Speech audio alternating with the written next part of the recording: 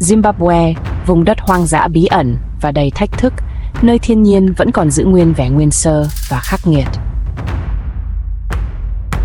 Tại đây, giữa những đồng cỏ khô cháy, rừng rậm dày đặc và các dòng sông uốn lượn, các loài động vật phải chiến đấu từng ngày để sinh tồn. Sư tử, voi, cá sấu, báo hoa mai, tất cả đều góp mặt trong một vũ điệu sống còn, nơi chỉ những kẻ mạnh và tinh danh mới có thể tồn tại. Trong video này, bạn sẽ được chứng kiến những khoảnh khắc hiếm thấy, những cuộc săn đuổi nghẹt thở, những trận chiến giành lãnh thổ khốc liệt và bản năng sinh tồn mãnh liệt của các loài hoang dã Zimbabwe. Hãy cùng khám phá sự tàn bạo, tuyệt đẹp và chân thật đến rùng mình của một trong những vùng đất hoang dã cuối cùng còn lại trên trái đất. Chào mừng đến với Zimbabwe, cuộc chiến sinh tồn.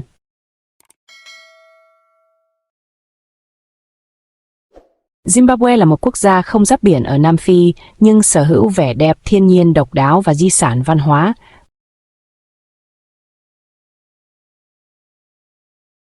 Cái tên Zimbabwe có nghĩa là ngôi nhà đá lớn, một lời nhắc nhở về những di tích cổ xưa từ thời vương quốc Zimbabwe vĩ đại hưng thịnh cách đây hàng trăm năm.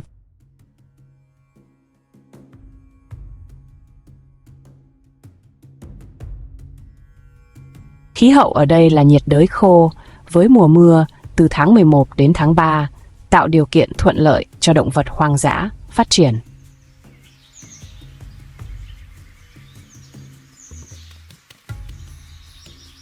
Zimbabwe là nơi sinh sống của hàng trăm loài động vật hoang dã, bao gồm cả 5 loài lớn nổi tiếng của châu Phi, sư tử voi Tê Giác Châu và báo.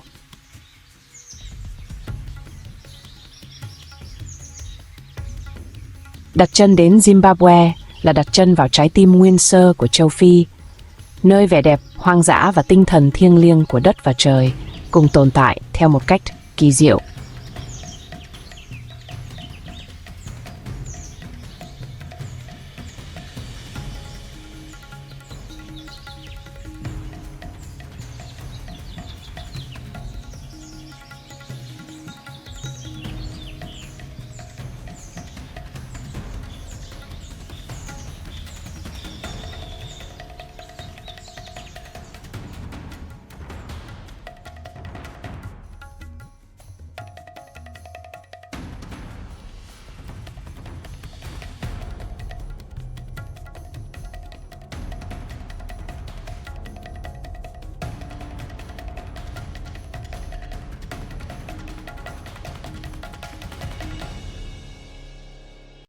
Khi bình minh ló dạng, ánh nắng vàng trải dài khắp khu rừng, chạm vào từng ngọn cỏ đẫm sương.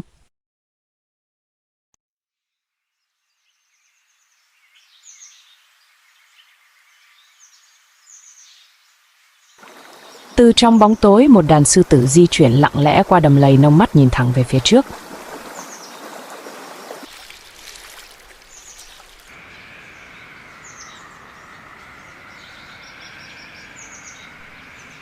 Ở đằng xa, một đàn trâu rừng khổng lồ di chuyển theo hàng hướng đến đồng cỏ xanh hơn và nguồn nước.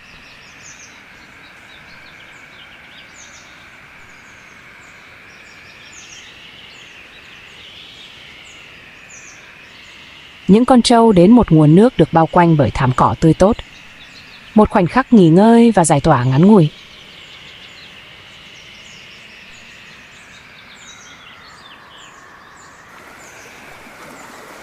Trong khi đó, những con sư tử tách ra đội hình. Một số vòng tròn để lại những vòng tròn khác ẩn núp thấp sau bụi rậm gần mép bùn.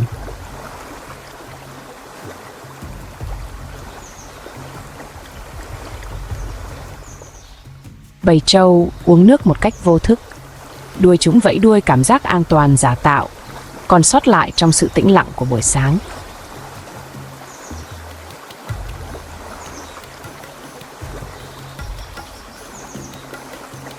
Bầy sư tử lặng lẽ chờ đợi xuống đầm lầy, tiến gần hơn đến bầy trâu chờ cơ hội tấn công.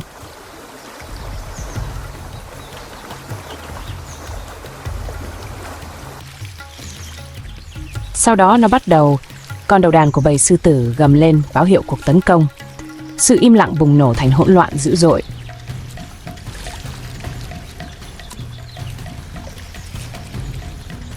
Những con trâu hoảng sợ chạy theo mọi hướng, sừng vung vẩy mắt mở to, chạy trốn cơn bão săn mồi.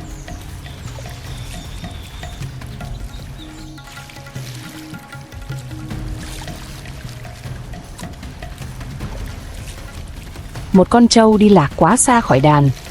Một con trâu đực già chậm hơn và bám sát ngay sau bầy đàn.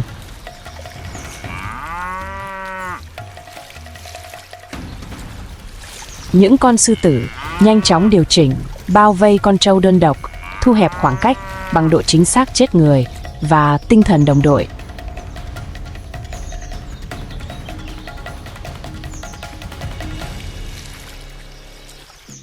Con trâu nghe thấy tiếng sấm của những chiếc móng vuốt phía sau. Nó quay ngoắt lại, đôi mắt rực lửa, sẵn sàng đối đầu cái chết.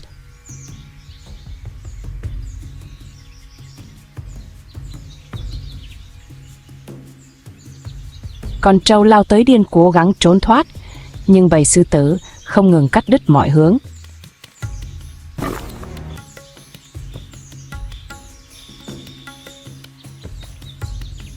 Một con sư tử nhảy lên lưng trâu, móng vuốt đào sâu. Theo sau là một con khác tóm lấy một chân từ phía sau.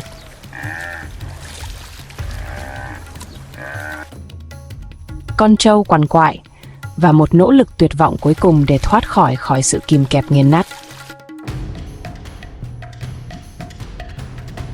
Ngay lập tức phần còn lại của bầy già nhập vào trâu rừng lao tới từ mọi góc độ hàm mở rộng.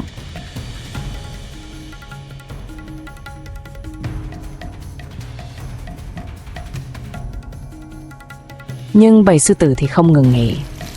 Số lượng của chúng tăng lên, mọi chuyển động được phối hợp như một cuộc phục kích được tập luyện kỹ lưỡng.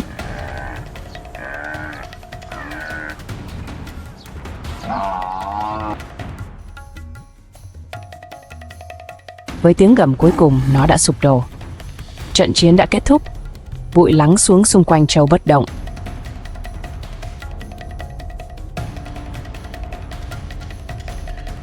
Khi mặt trời mọc cao hơn, bầy sư tử bắt đầu tiệc tùng.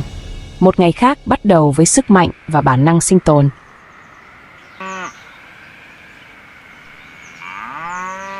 Trong tự nhiên không có cơ hội thứ hai, chỉ có sức mạnh bản năng và cuộc chiến đấu sinh tồn bất tận.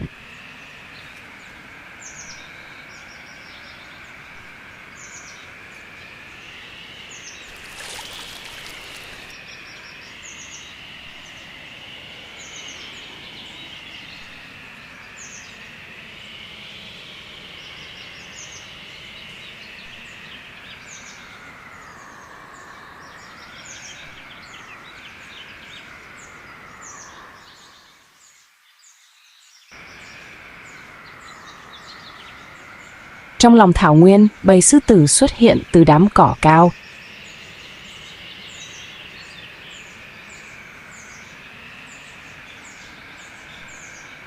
Lặng lẽ di chuyển, mắt chúng quét khắp đường chân trời. Mỗi bước đi đều chính xác, mỗi hơi thở đều được kiểm soát. Cuộc săn đã bắt đầu.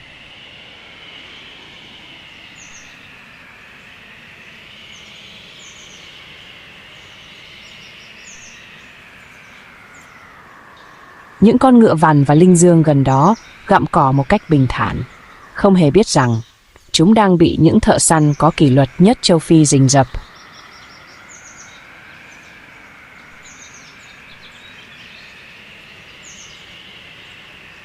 Một con sư tử trưởng thành lặng lẽ tiến lại gần hơn, quan sát chuyển động của con mồi, chờ cơ hội để tấn công.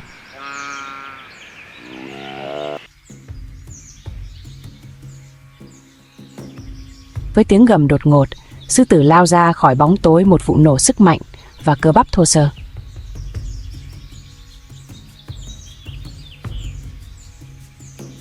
Những con ngựa vằn linh dương hoảng loạn, móng guốc đập thình thịch như trống khi những đám mây bụi phủ đầy không khí của thảo nguyên.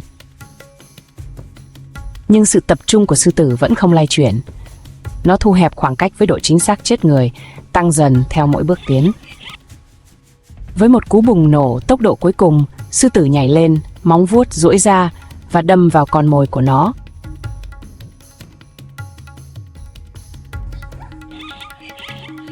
Con ngựa vằn đập mạnh xuống đất đá dữ dội, nhưng sư tử siết chặt không chịu buông.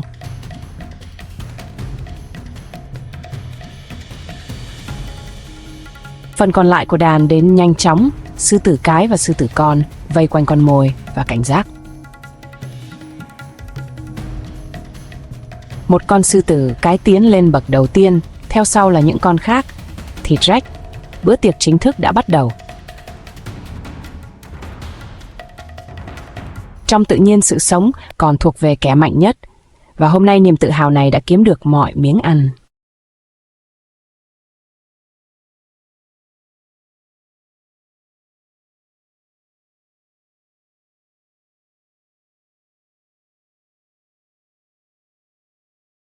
Như một ngày khác, bình minh ánh nắng vàng xuyên qua tán cây sưởi ấm sàn rừng bên dưới.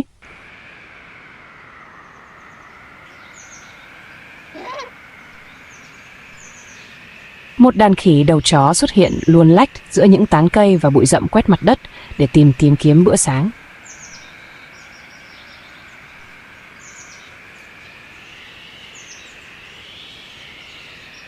Hành trình của chúng dẫn chúng đến một ao sen nông đầy rễ cây và nơi thức ăn ở dưới nước.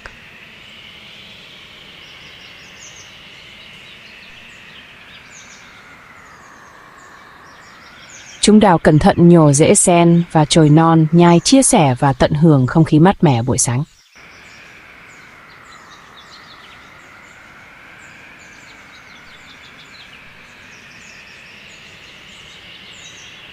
Bầy khỉ đầu chó di chuyển xung quanh để tìm rễ sen tươi và hoa để ăn.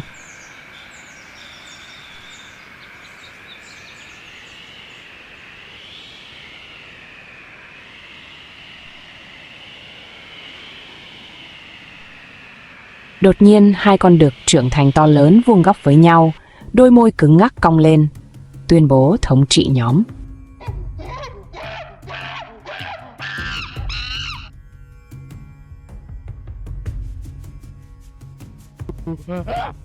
Với một đợt hung hăng, chúng lao vào nhe răng cánh tay vung ra, khu rừng bùng nổ trong hỗn loạn.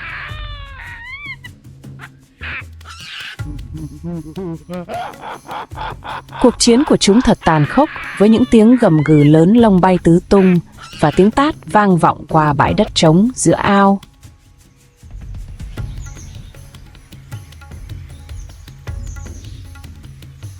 Hai con khỉ lao vào nhau, hét lên dữ dội. Chúng cắn cào đấm và kéo lông nhau trong cơn điên cuồng.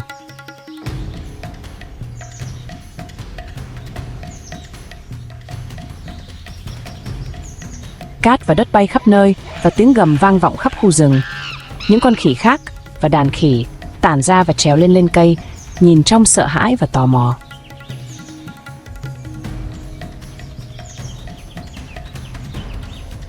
Bị đánh bại, anh ta rút lui vào bụi rậm một mình, để lại con đực chiến thắng sừng sững trong im lặng với sự kịch tính.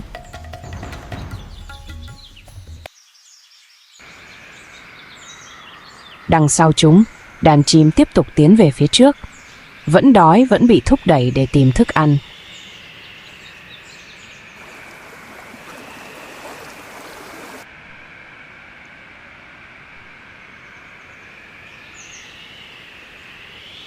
Chim cò châu Phi Anastimus lamello là một loài chim đặc biệt sống rộng rãi ở đầm lầy hồ và đồng cỏ ngập nước trên khắp châu Phi. Bộ lông thường có màu đen hoặc nâu sẫm với ánh xanh dưới ánh sáng mặt trời châu Phi.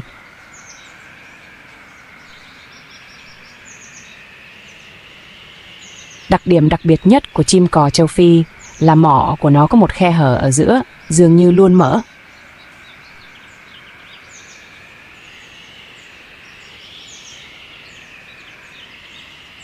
Chính cấu trúc này giúp nó bắt và kẹp chặt ốc sên, trai và cá là thức ăn ưa thích của nó.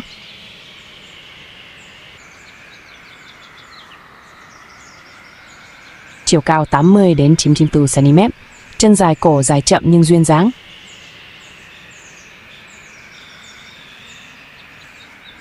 Chim cò châu Phi chuyên săn ốc nước ngọt bằng cách sử dụng mỏ sắc nhọn và cấu trúc đặc biệt để kẹp vỏ xoay và khéo léo loại bỏ thịt.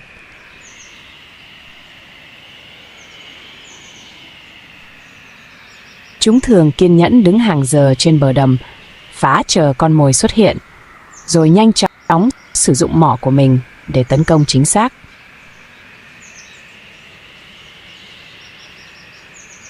Ngoài ốc sên, chúng còn ăn cá nhỏ, côn trùng và động vật không xương sống dưới nước.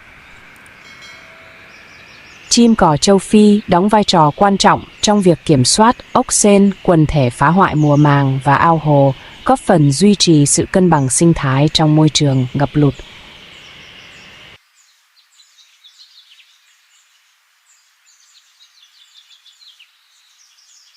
Một ngày mới bắt đầu. Ánh nắng vàng trải dài khắp khu rừng, đổ bóng dài xuống đồng cỏ.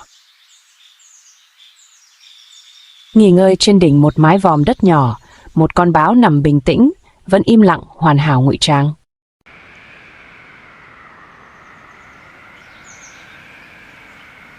Ở đằng xa, đàn ngựa vằn và linh dương Impala gặm cỏ một cách thanh thản, không biết rằng chúng đang bị theo dõi.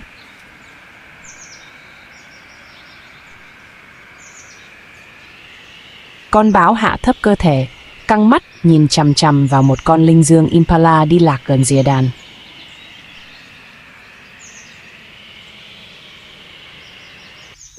Con báo di chuyển lên thân cây, quan sát chuyển động của con mồi.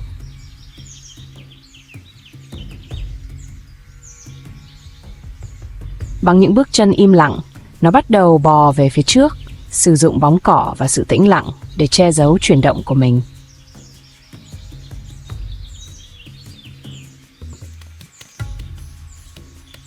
Con linh dương Impala gặm cỏ một mình đủ xa khỏi những con khác mà không biết rằng nó đang bị khóa chặt vào một cuộc phục kích chết người.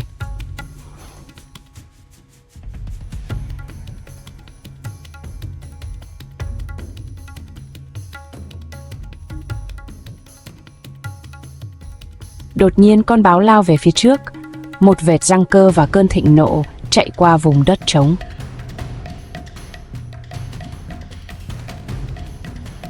Con linh dương Impala hoảng sợ và lao đi làm tung bụi lên, một cuộc chạy nước rút tuyệt vọng trong hỗn loạn và sợ hãi.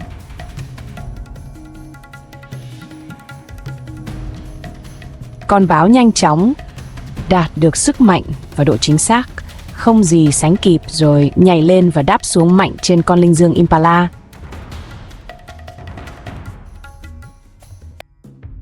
Con linh dương Impala đá và vùng vẫy dữ dội, từ chối khuất phục quằn quại trong một nỗ lực tuyệt vọng cuối cùng để trốn thoát.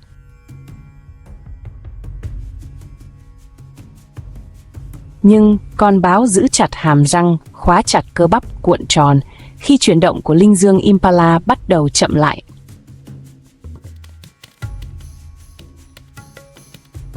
Linh dương Impala vẫn co giật vật lộn để chống cự, nhưng sức mạnh giảm dần với mỗi giây trong tay kẻ săn mồi.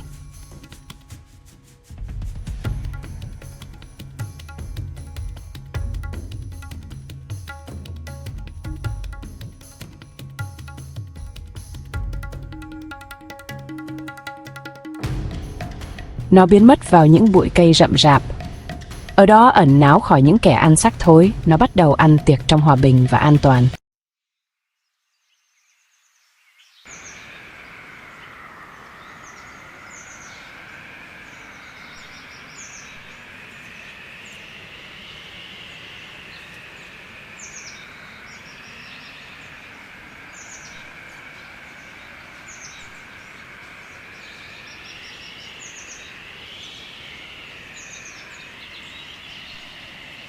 Một cảnh khác diễn ra ở đồng cỏ vàng.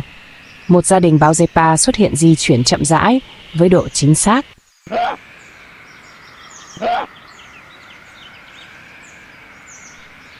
Sau đó, cô ấy tung ra một chuyển động mờ nhạt, sự thanh lịch và sức mạnh được giải phóng trong một khoảnh khắc trên mặt đất.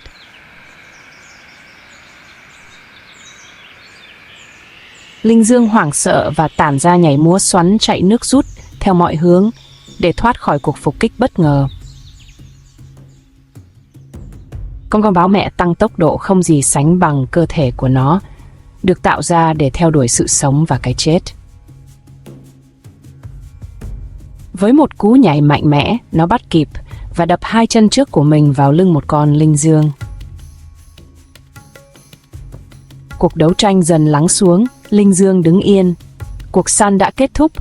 Nhanh nhẹn hiệu quả, một bài học về sự sống còn.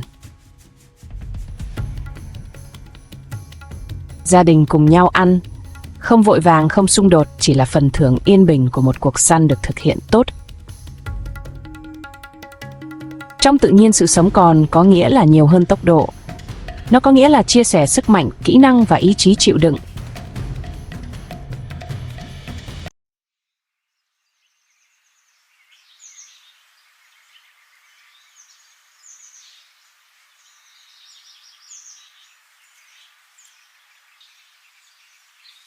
Chim mòng biển đen châu Phi, tên khoa học là Rhinops flavus, là một loài chim nước cực kỳ đặc biệt, sống ở các vùng sông hồ, đầm lầy và đất ngập nước ở vùng cận sa mạc Sahara châu Phi.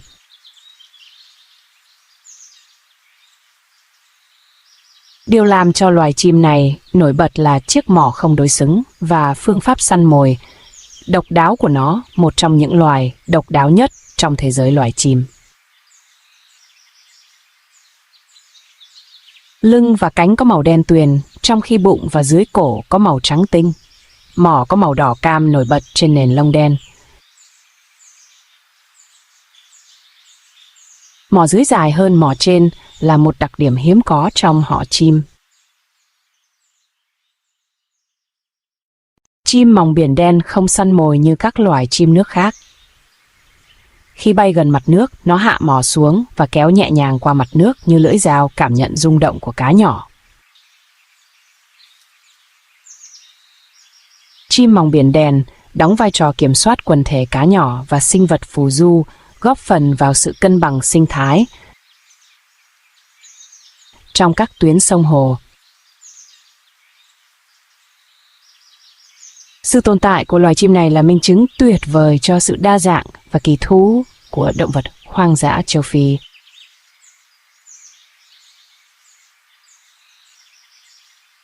Một ngày khác, bình minh trên vùng hoang dã châu Phi, mặt trời vàng trải dài trên cây cối và thảm cỏ cao.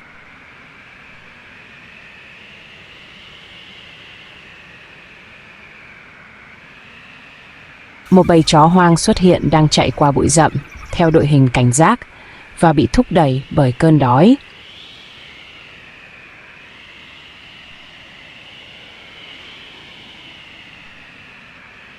Ở đằng xa, một đàn linh dương gặm cỏ một cách bình thản, không hề để ý đến đôi mắt đang chăm chú nhìn chúng ở gần đó.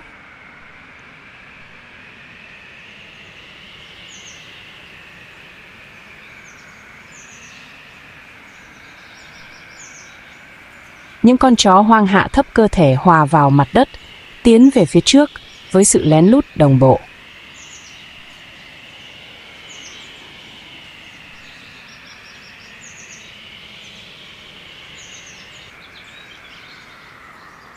Một con linh dương đi lạc gần bờ sông, tách khỏi đàn, trở thành mục tiêu dễ dàng để phục kích.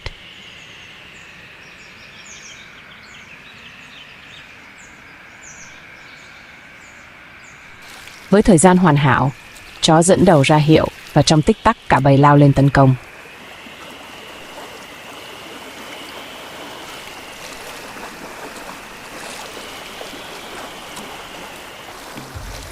Con Impala lao về phía bờ sông hoảng loạn trong bước đi cố gắng tuyệt vọng để thoát khỏi cuộc phục kích.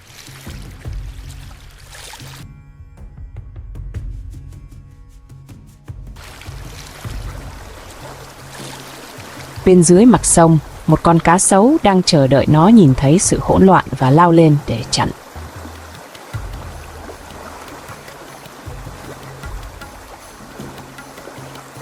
Con Impala rẽ đi, vừa kịp lúc lướt qua bờ và hướng về phía bờ đối diện.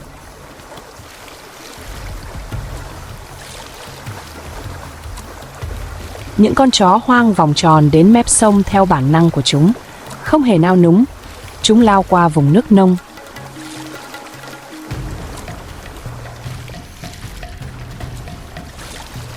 Con chó dẫn đầu nhảy lên túm lấy chân con Impala kéo nó trở lại bờ sông lầy lội.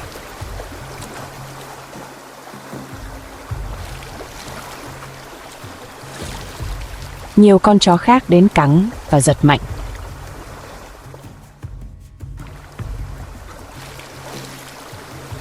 Nỗ lực phối hợp của chúng áp đảo con Impala hoảng loạn nhanh chóng. Khi con mồi đã khuất phục, bầy kéo nó lên bờ sông tránh xa mối đe dọa của con cá sấu. Bầy đàn bao quanh con Impala đã ngã xuống. Mỗi thành viên đều tìm thấy vị trí của mình và bắt đầu ăn ngấu nghiến. Trong tự nhiên, sự sống còn thuộc về những kẻ nhanh nhất, hung dữ nhất và không ngừng nghỉ nhất khi cơn đói gọi. Zimbabwe, viên ngọc hoang dã, ở trung tâm châu Phi, nơi trái đất cổ đại gặp gỡ cuộc sống hoang dã.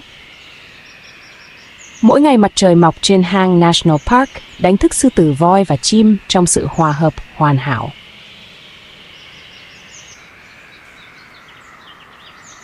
Đây là vùng đất nơi sự sống phát triển mạnh mẽ và chiến đấu để sinh tồn, định hình từng nhịp đập của thiên nhiên hoang dã. Từ những cây baobab cao chót vót đến những đồng bằng bất tận, Zimbabwe là nơi có một trong hệ sinh thái phong phú nhất châu Phi. Hàng triệu loài động vật gọi nơi này là nhà. Mỗi loài có một mục đích, mỗi loài bị khóa chặt trong trò chơi sinh tồn đế. Công viên quốc gia Hangi National Park trải dài hơn 14.600 km, một sân khấu nơi kẻ săn mồi gặp con mồi. Tại đây, sư tử châu Phi ngự trị uy nghiêm, chết chóc và được tôn kính vĩnh cửu như vua của thảo nguyên. Nhưng ngay cả các vị vua cũng phải chia sẻ vùng đất có báo trên cây và voi bên dưới. Voi châu Phi hiền lành nhưng mạnh mẽ định hình cảnh quan khi nó di chuyển qua đồng bằng. Hướng dẫn viên Safari sinh ra từ vùng đất này dạy tôn trọng sự sống cái chết và sự khôn ngoan hoang dã của thiên nhiên. Zimbabwe thực sự tồn tại ngoài bản đồ. Trong những chiếc móng guốc sấm sét và đôi mắt sáng lấp lánh trong bóng tối. Trong sự im lặng của những chú cú đêm săn mồi chó rừng, gọi và cá sấu lướt đi vô hình dưới ánh trăng. Zimbabwe không chỉ là một điểm đến, đó là một lớp học hoang dã, một nhà hát nát quang. Ở đây thiên nhiên là đạo diễn kẻ săn mồi và con mồi là diễn viên, và mọi khoảnh khắc đều là một phần của câu chuyện tuyệt vời. Trong trái tim của vùng hoang dã không thuần hóa của Zimbabwe, một kẻ săn mồi xảo quyệt và không ngừng nghỉ. Loài chó hoang châu Phi được gọi là Lian Pictus. Những thợ săn này là hiện thân của chiến lược tốc độ và trí thông minh xã hội hung dữ. Không giống như chó nhà, chó hoang là động vật sống theo bầy đàn, được thúc đẩy bởi một quy tắc phối hợp và long trung thành cổ xưa. Mỗi thành viên trong bầy đàn đóng một vai trò độc đáo, chìa khóa cho thành công vô song của chúng trong cuộc săn. Các bầy đàn có số lượng từ 2 đến 20 cá thể, do một cặp đầu đàn dẫn đầu kiểm soát các quyết định và chuyển động. Mối liên kết giữa các thành viên là thiêng liêng, được xây dựng thông qua các tín hiệu giọng nói và chiến thắng. Sức mạnh chung chính của chúng nằm ở săn bắn đồng bộ, trong đó mọi bước đi đều được tính toán và thất bại không phải là lựa chọn. Không giống như sư tử phục kích chó hoang dựa vào sức bền làm việc nhóm và áp lực không ngừng nghỉ. Con mồi cuối cùng cũng chùn bước khi bị bao vây, không thoát khỏi sự chính xác và sức mạnh của bầy. Nhưng việc giết chóc diễn ra nhanh chóng và hiệu quả, một điều cần thiết trong sự cân bằng khắc nghiệt của tự nhiên. Khi hoàng hôn buông xuống, chó hoang tập hợp lại bụng đầy mũi, hướng về phía gió cho những con đường mòn ngày mai. Trong mắt chúng bùng cháy ngọn lửa cổ xưa không khuất phục, đảm bảo huyền thoại của tiếp tục. Những con chó hoang này, như một số người gọi chúng, không chỉ là động vật ăn thịt, chúng là biểu tượng của sự hòa hợp hoang dã. Chó hoang châu Phi, hay còn gọi là Pictos, không phải là loài lớn nhất, nhưng lại là một trong những loài đáng sợ nhất. Với tinh thần đồng đội vô song và sự bền bỉ tàn bạo, chó hoang săn mồi với độ chính xác của những người lính tinh nhuệ, trong khi sư tử dựa vào sức mạnh thô bạo. Chó hoang lên kế hoạch cho mọi động thái như những vị tướng trước một trận chiến. Mỗi cuộc săn bắt đầu bằng quan sát cẩn thận phân tích, bầy đàn phát hiện điểm yếu, dự đoán chuyển động. Cặp đầu đàn dẫn đầu với bản năng nhạy bén chọn thời điểm di chuyển và mục tiêu để tấn công. Bao vây con mồi là bước đầu tiên một ván cờ chết chóc người trên mặt phẳng mở. Với các tuyến đường thoát hiểm bị chặn, sự hoảng loạn bắt đầu xuất hiện với con mồi bị bắt ở giữ gap 2S. Sau đó tín hiệu thay đổi tư thế im lặng. Cuộc tấn công bắt đầu bằng sự chính xác bùng nổ. Không giống như báo hoa mai tấn công nhanh và đơn lẻ, chó hoang chịu đựng. Chúng đẩy cho đến khi con mồi sụp đổ. Những vòng quay bí mật của chúng, một số đuổi theo những con khác nghỉ ngơi, luôn sẵn sàng. Sự kiệt sức bắt đầu ở con thú hoang vấp ngã. Một sai lầm, đó là tất cả những gì chúng cần. Những con chó dẫn đầu lao về phía trước, hàm há to, răng cắm vào sườn với độ chính xác. Kết thúc nhanh chóng, bầy đàn hội tụ đảm bảo con mồi không có cơ hội trỗi dậy một lần nữa.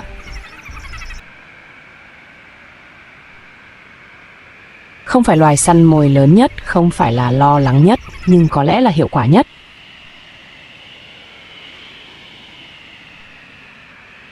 Mỗi cuộc săn thành công không chỉ mang lại thức ăn, mà còn là trí tuệ được truyền qua nhiều thế hệ.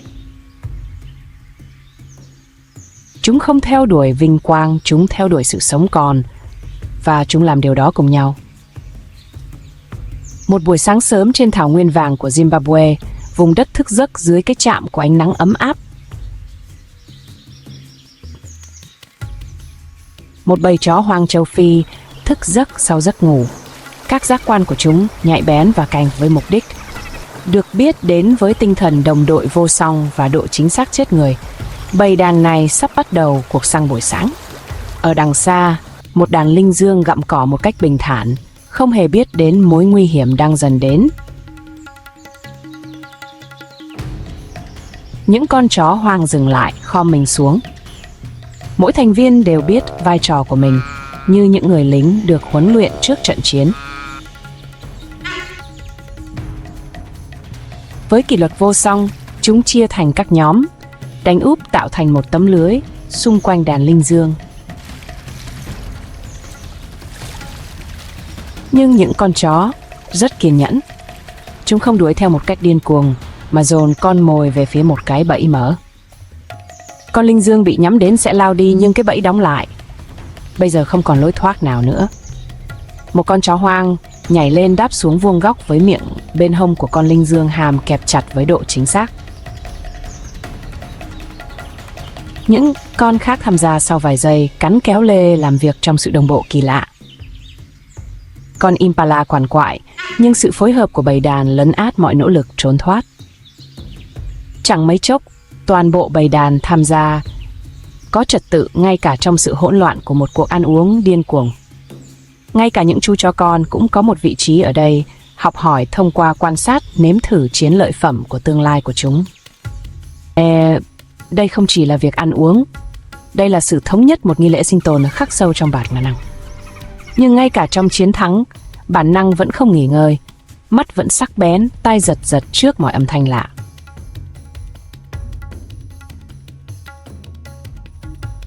Đột nhiên từ xa một bóng đen quen thuộc tiến lại gần. Tiếng cười khẽ của một kẻ nhặt rác vọng lại. Đó là một con linh cẩu táo bạo, đói khát, không được mời di chuyển thẳng đến trung tâm của bữa tiệc.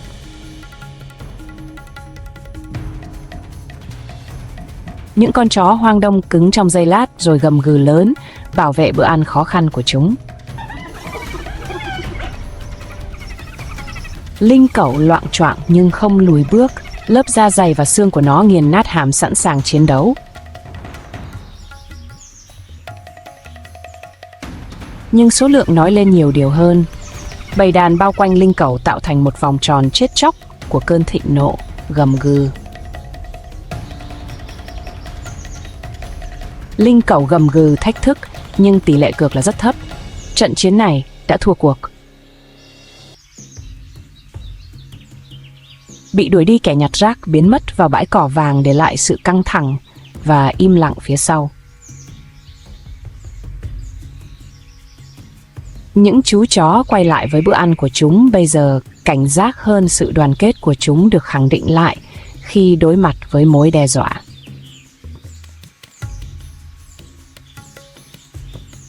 Dưới bóng râm, bầy đàn nằm dài bụng, tâm trí mệt mỏi nhưng vui vẻ.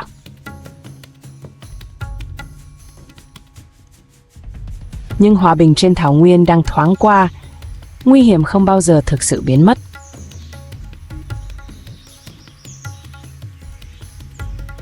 Chưa đầy 1 giờ sau, bầy đàn lại di chuyển dày hơn, sắc nét hơn, sẵn sàng săn một con mới.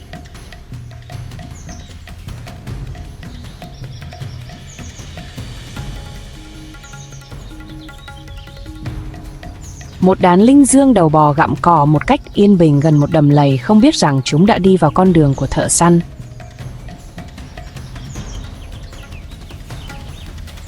Giống như những bóng ma im lặng, những chú chó tản ra, bao quanh bầy đàn với sự chính xác yên tĩnh.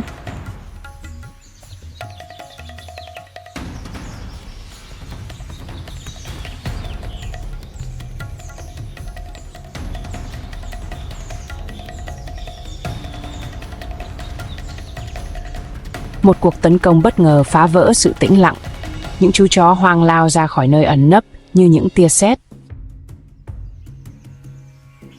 Một chú linh dương vấp chân trong bùn vung vẩy, nó trở thành mục tiêu. Bầy đàn khép lại trong hàm nghiến răng và con Impala trẻ ngã xuống dưới một đợt tấn công. Không có thời gian nào bị lãng phí, bữa tiệc lại bắt đầu nhanh như chớp, không ngừng nghỉ. Nhưng xa xa trong làn khói nóng, một bóng đen trở lại, một bóng đen biết rõ bầy đàn này. Vẫn là con linh cẩu đó, nhưng lần này nó không đến đây để kiếm miếng ăn thừa. Nó quay lại để trả thù. Không chút do dự, nó lao vào cơn thịnh nộ, thúc đẩy từng bước chân tìm kiếm mục tiêu yếu nhất. Một con chó hoang trẻ không để ý, đã bị con linh cẩu nhắm tới. Con cẩu tấn công với sức mạnh khủng khiếp, chỉ cần một cú cắn là đủ. Con chó hoang trẻ ngã xuống bất tỉnh và không khí trở nên lạnh lẽo.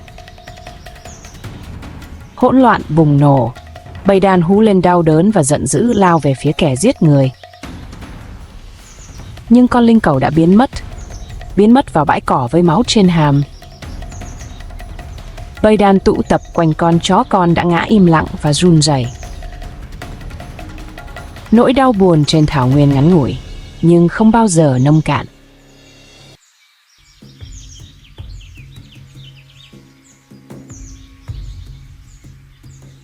Vào lúc bình minh, bầu trời trên Zimbabwe ửng hồng, nhưng thảo nguyên vẫn giữ được sự chú ý sâu sắc hơn. Bên dưới một cây keo cao, một bầy chó hoang tụ tập im lặng, tập trung đôi mắt rực cháy mục đích. Ký ức về thảm kịch ngày hôm qua vẫn còn nặng nề. Một chú chó con đã ngã xuống, một cuộc sống bị hàm linh cẩu đánh cắp.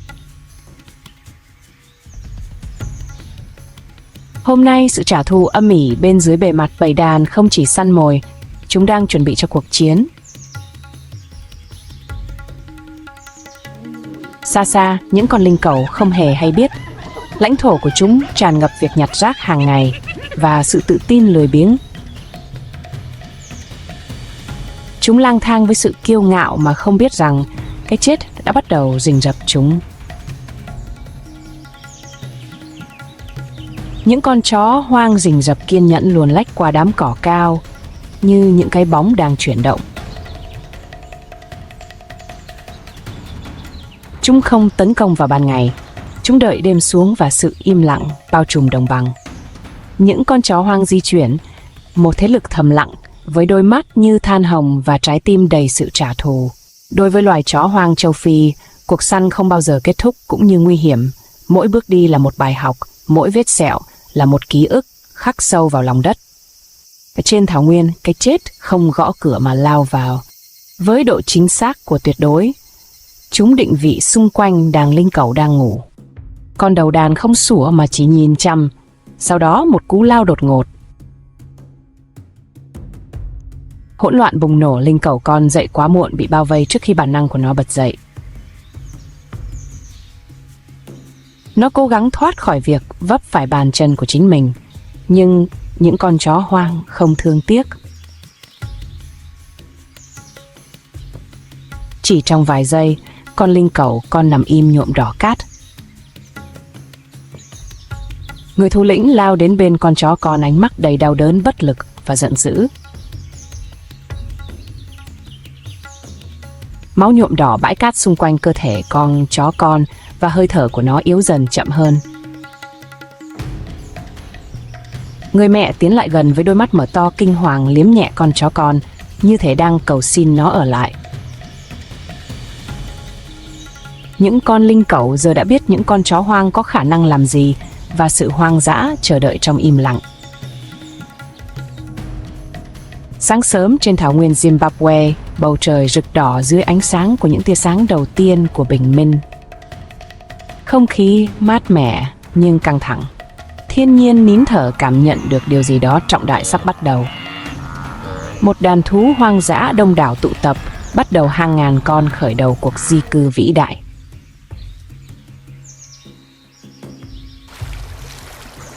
Các con lớn thúc đẩy con mình tiến về phía trước. Đây là cuộc di cư mùa xuân mà khả năng sống sót là không chắc chắn. Trước mắt họ là một rào cản nguy hiểm, đó là dòng sông rộng lớn, hoang dã và đầy rẫy động vật săn mồi.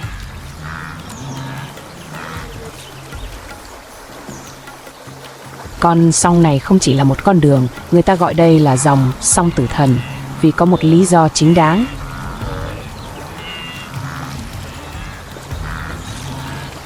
Bên dưới là nước đục ngầu, cá sấu sông Ni nằm chờ đợi, vẫn im lặng chết chóc.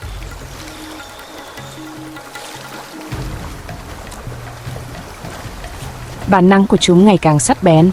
Hôm nay bữa tiệc đang chờ đón, họ cảm thấy tiếng vo ngựa tiến lại gần.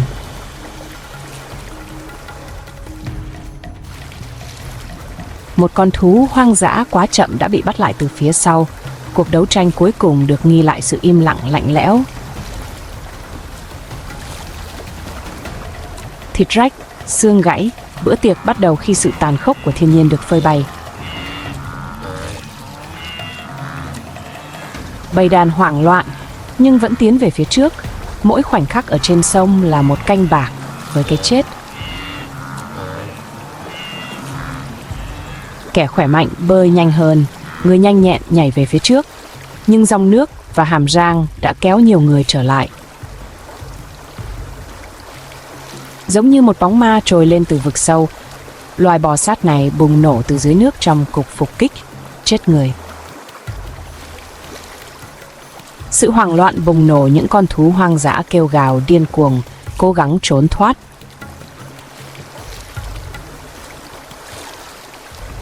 Những kẻ săn mồi tấn công theo từng đợt, nhắm vào những con chậm và yếu với độ chính xác đáng sợ. Dòng sông trở thành chiến trường. Tiếng hét bắn tung tóe và máu làm bẩn dòng nước. Ở bờ bên kia, một vài người sống sót nổi lên thở hổn hển, mắt mở to, cơ thể run rẩy.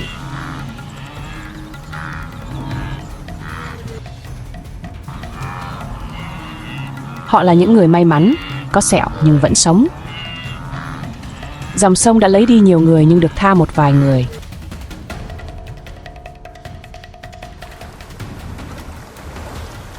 Đằng sau họ, những con cá sấu quay trở lại bên dưới mặt nước, im lặng một lần nữa.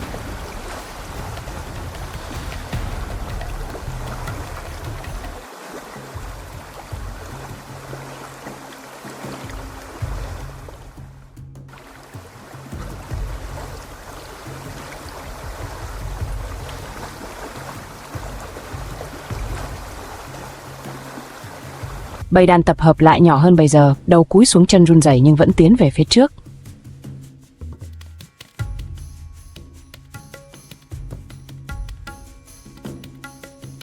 Mặt trời mọc cao hơn. Điều tồi tệ nhất đã qua, nhưng cuộc hành trình còn lâu kết thúc.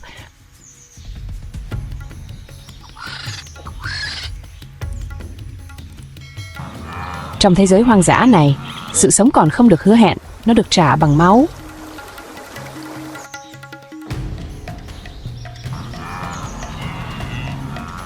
Cuộc di cư vẫn tiếp tục đối với một số người. Một cuộc sống mới đang ở phía trước đối với những người khác, ký ức của sự mất mát.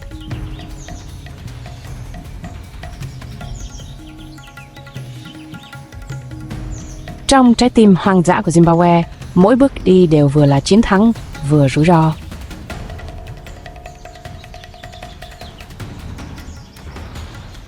Ngày mới bắt đầu khi những tia nắng đầu tiên của bình minh chiếu rọi trên đồng cỏ rộng lớn.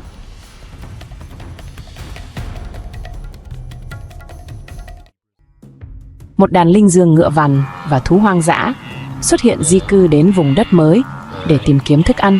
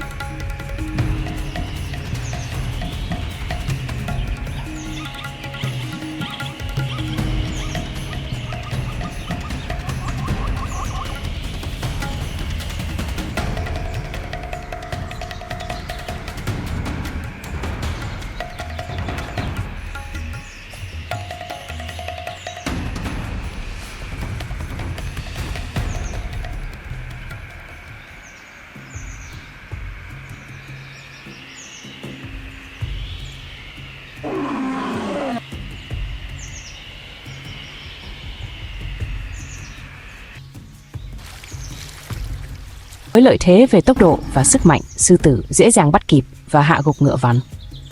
Phần còn lại của đàn di chuyển bao quanh ngựa vằn khi chúng bắt đầu thưởng thức cuộc săn. Đồng cỏ lại yên tĩnh với đàn, tận hưởng chiến lợi phẩm kiếm được một cách khó khăn cuộc săn. Một ngày mới bắt đầu trong khu rừng châu Phi. Ánh sáng mặt trời xuyên qua cành cây, đổ bóng vàng xuống mặt đất.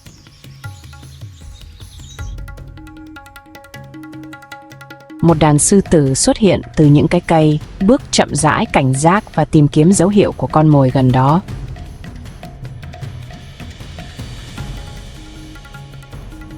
Ở đồng cỏ gần đó, linh cẩu và chó hoang kiếm ăn một cách lo lắng, nhận thức được sự hiện diện của một kẻ săn mồi thống trị.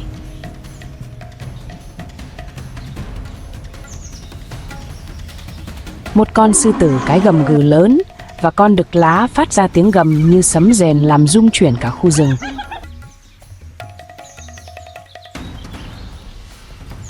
Những con sư tử lao về phía trước, đuổi những kẻ xâm nhập giành lại quyền thống trị của chúng đối với cuộc săn lãnh thổ, được đánh giá cao.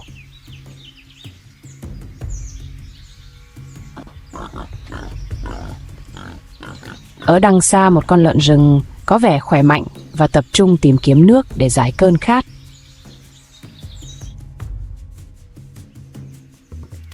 Sư tử trưởng thành phát hiện ra con lợn rừng hạ thấp cơ thể của nó, mắt cuộn tròn, sẵn sàng tấn công.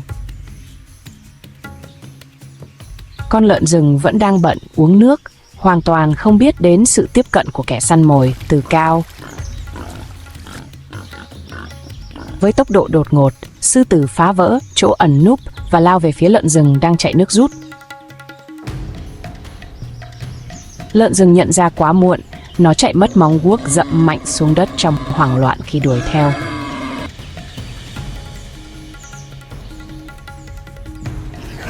Sư tử nhảy về phía trước và vồ lấy móng vuốt dang rộng, đáp mạnh xuống lưng lợn rừng đang bỏ chạy. Phần còn lại của đàn đến bao quanh con mồi, tham gia hỗ trợ chế ngự con lợn rừng khỏe mạnh. Khi con mồi đã bị chế ngự, đàn sư tử bắt đầu cho từng con ăn xé xác theo thứ tự có cấu trúc.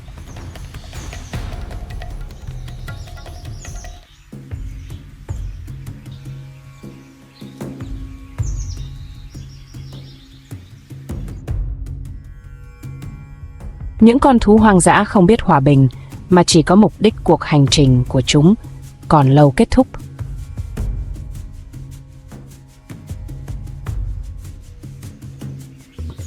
Bây giờ cuộc rượt đuổi đã kết thúc và những gì còn lại là sự tĩnh lặng.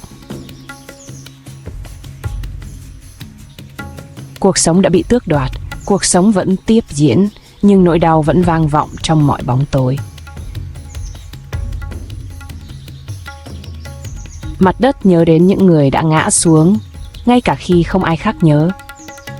Không có chiến lợi phẩm nào ở đây, chỉ có sự sống còn và vết sẹo mà nó để lại.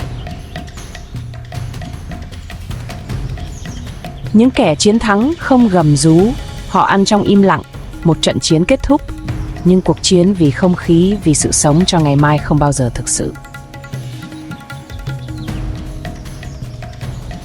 Không phải mọi tiếng kêu đều được nghe, không phải mọi mất mát đều được nhìn thấy. Bên dưới mỗi chiến thắng đều là sự hy sinh. Bên dưới mỗi chiến thắng là khoảng trống. Ở Zimbabwe, ngay cả kẻ mạnh cũng ngã, ngay cả kẻ nhanh nhẹn cũng bị bắt. Đất đai lấy đi những gì nó cần, mà không báo trước, mà không có tội lỗi nơi nào đó. Đêm nay một bầy đàn than khóc nơi nào đó, một chú gấu con chờ đợi, không biết rằng mẹ của nó sẽ không trở về. Không có công lý trong tự nhiên, chỉ có nhịp điệu, chỉ có kết quả. Và thế nhưng mọi sinh vật vẫn thức dậy mỗi sáng bởi vì không có lựa chọn nào khác.